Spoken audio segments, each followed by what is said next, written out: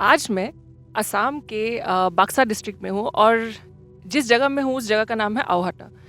ये जगह इसलिए स्पेशल है क्योंकि 1 महीने पहले अगस्त में यहाँ से करीब 4000 पीसेस ऑफ असम का जो स्पेशल नींबू है वो लंदन पहुँच गया। तो यहाँ से इस छोटे से जगह से लंदन तक ये नींबू गया कैसे, किसका ये इनिशिएटिव था और असम का नींबू स्पेशल होता कैसे। वैसे आज मैंने नींबू वाले इयररिंग्स भी पहने हैं टू मेक द स्टोरी थोड़ा एक्स्ट्रा स्पेशल।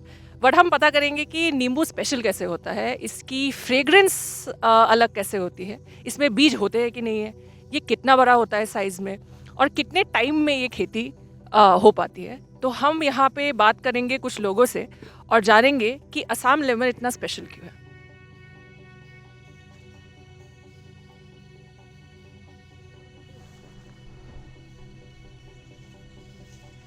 तो आप थोड़ा अपने उस शब्दों में बताइए कि ये शुरू कहाँ से हुआ, पूरी कहानी शुरू कहाँ से हुई है नींबू उगाने की। और एक्चुअली इससे पहले हमें बताइए कि असम का जो नींबू है, ये वाला जो नींबू है जब आप उगाते हैं, वो स्पेशल कैसे?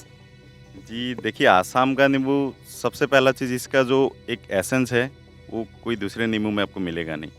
इसका साइज़ वाक़ई में बहुत अलग टाइप का है। इसमें जो जूस कंटेंट है वो सबसे ज़्यादा है और इसमें जो साइट्रिक एसिड का कंटेंट है वो बहुत ही ज़्यादा है। और ये हमारा जो वैरायटी है, सीडलेस वैरायटी है। अगर आप नींबू को काट के देखेंगे, इसके अंदर आपको बीज नहीं मिलेगा। तो आप बताइए कि शुरू कहाँ से हुआ ये फार्म और ये जो आपने अभी 600 किलो शायद लगभग 4000 पीसेस।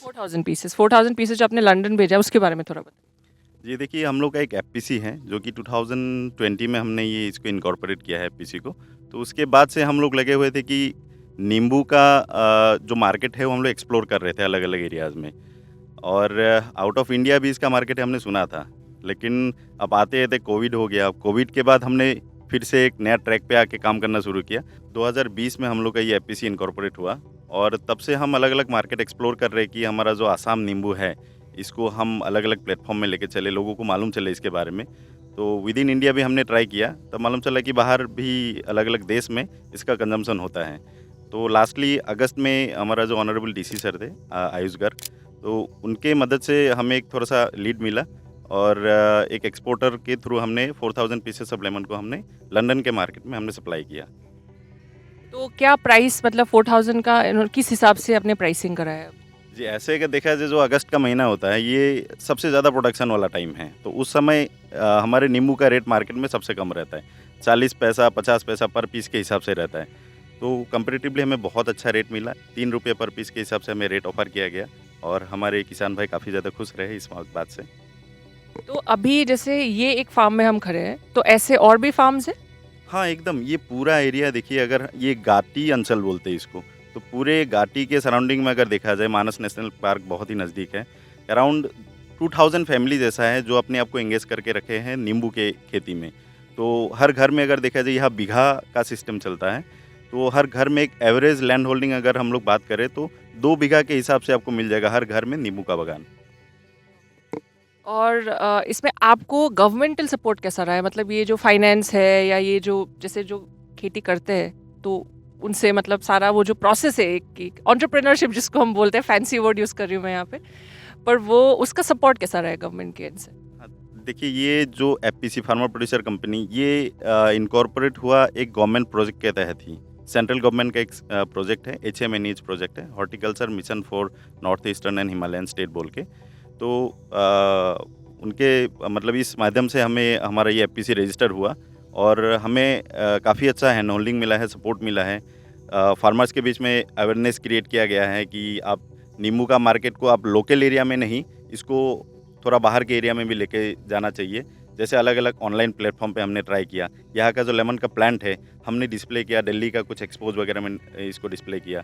मेघालय में कुछ फूड फेस्टिवल वगैरह हुआ था, वहाँ पे भी हमने डिस्प्ले किया। तो अलग-अलग प्लेटफ़ॉर्म, अलग-अलग लीड हमें मिलते गया, जो कि पूरा डिपार्टमेंटल एक सपोर्ट इसके बीच में था, इसके मतलब बैक एंड में था। तो काफ़ी अच्छा सपोर्ट मिला है अभी तक और अभी तक ये प्रोजेक्ट ऑन है और होपफुली 1 साल डिपार्टमेंट का एक सपोर्ट हमको और रहेगा। जब तक हम एक सस्टेनेबल स्टेज में नहीं आ जाते तब तक तो गवर्नमेंट बहुत अच्छे से हमारा मदद कर रहा है इसमें। तो अभी आगे का प्लान क्या है? क्योंकि आपने बोला अभी तो लंदन गया है, लेकिन अभी भी ऐसी जगह है जैसे दिल्ली है, जहाँ लोगों को नहीं पता है कि ये नींबू अलग है, कि एक्चुअली सस्ता मिलता है। वहाँ पे जो नींबू मिलता है, गोल वाला जो नींबू मिलता है, वहाँ से एक्चुअली सस्ता मिलता है। तो कोई प्लान है जिसमें आप चाहे कि थोड़ा लोगों को एक्चुअली पता चले, क्योंकि जब तक पता नहीं चलेगा तब तक लोग खरीदेंगे कैसे?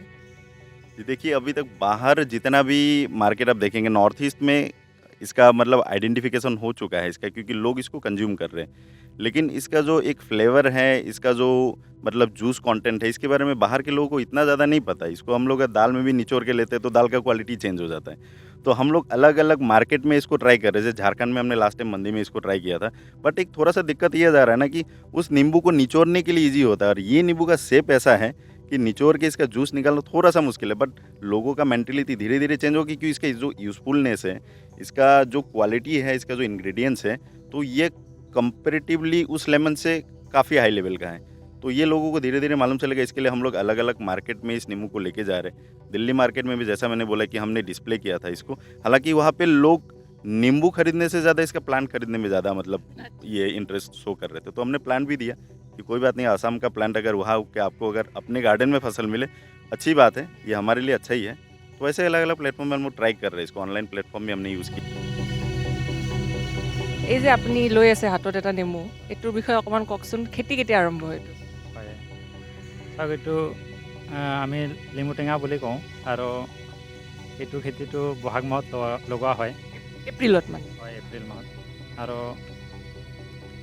2-3 বছৰৰ ভিতৰত এইটো আহি যায় ফলটো আৰু মাহে বা বছৰি কিমানমান আপোনালোকে ফলটো ভাল ফল বুলি ধৰে? হয় এইটো বছৰত যিটো নেকি বহাগ মাহ এপ্ৰিল মাহত মানে ফুল হয় বেছিকৈ আৰু সেই সময়ৰ পৰা লাগি মানে 2-3 মাহ ভালকৈ লাগে আৰু এইখিনিয়ে আৰু কেনেকৈ মানে ফুলৰ পৰা হয় নে কিহৰ পৰা হয়? নাই এইটো আমি কলম কৰা হয় বুলি কওঁ আমি যিটো নেকি এইটো কাটিং কৰি কলম কৰি জোৱা হয় আৰু এই জোৱাৰ পৰা উঠাই আনি এই আমি গাঁতাত লাইন কৰি ৰুওঁ এইটো টাবত মই যদি ঘৰত টাবত হেৰি কৰিব বিচাৰোঁ হ'বনে, নে এনেকুৱা জাগা বেছি জাগা লাগে, কি কম জাগাত কম হয় নেকি? কম জেগাত মানে এইটো টাবত লগাব পৰা যাব, কিন্তু গাছটো ওখ হয় না, ওখ হোৱাৰ কাৰণে অলপ অসুবিধা হ'ব আৰু এনে অলপ খোলা জেগা হ'লে ডাঙৰ হ'ব পাৰে আৰু এই গাছটো। আপুনি কেতিয়াৰ পৰা আৰম্ভ কৰিছিলে এই খেতি? মই 2015 চনত ৰোৱা আছিলে এইটো গাছটো, 15 চনত ৰোৱা আছিলে আৰু 2 বছৰৰ পৰা পালোঁ মই ফলটো। আৰু এই আপোনালোকে নীলাচল এগ্ৰোৰ লগত প্ৰথমবাৰ কেনেকৈ মানে আৰম্ভ কৰিল যে নেমু যে আপোনাৰ যে নেমু যে লণ্ডনৰ কোনোবাই ভাতৰ লগত খাইছে, সেইটো কেনেকুৱা লাগে ভাবিলে? নাই এইটো আমাৰ নীলাচল এগ্ৰ' প্ৰডিউচাৰ কোম্পানী আছে যিটো, তাৰ লগত যোগাযোগ হৈ পেলাই আমি একেলগত মিলিজুলি কাম কৰাত মানে এইটো পঠিয়াব সক্ষম হ'লোঁ আৰু তেতিয়াৰ পৰা মানে প্ৰচেষ্টাটো চলি আছে যাতে বজাৰটো ভাল পাম আমি আৰু विदेशों और पठाव पारूँ। तो आगे का क्या प्लान है, मतलब इसको मार्केटिंग या इसका कैसे करने का सोचा है? देखिए, रॉ लेमन तो हम मार्केटिंग इसका कर ही रहे हैं, लेकिन अगर अच्छा बेनिफिट लेना है तो किसी भी चीज़ का हमें वैल्यू एडिशन के लिए जाना ही पड़ेगा। तो इसमें हम लोग प्लान कर रहे हैं, एक ऑर्गेनाइजेशन है, आईसेप बोल के ज़रूर बोलना पड़ेगा, Indian society of agri business professionals. उनका बहुत ज़्यादा हमारे सपोर्ट वो लोग कर रहे हैं हमको। तो उन्हीं का एक प्रोग्राम है कि हमें वैल्यू एडिशन के लिए कुछ ना कुछ प्रोसेसिंग करना है। तो उन्होंने बोला कि आप इसका अगर कुछ प्लान कर सकते हैं, कुछ जैसे जूस हो गया, स्क्वाश हो गया, तो उसके तहत हमने डीसी ऑफिस को मूव किया। तो उनकी तरफ से हमको काफ़ी अच्छा सपोर्ट मिला और हम प्लान करें कि आसाम लेमन का एक हम लोग स्क्वाश बनाएं। जैसे ऑरेंज स्क्वाश जैसे मार्केट में अवेलेबल है, लेकिन लेमन का स्क्वाश अभी तक, आसाम लेमन का स्क्वाश हमने अभी तक देखा नहीं, हमको मिला नहीं।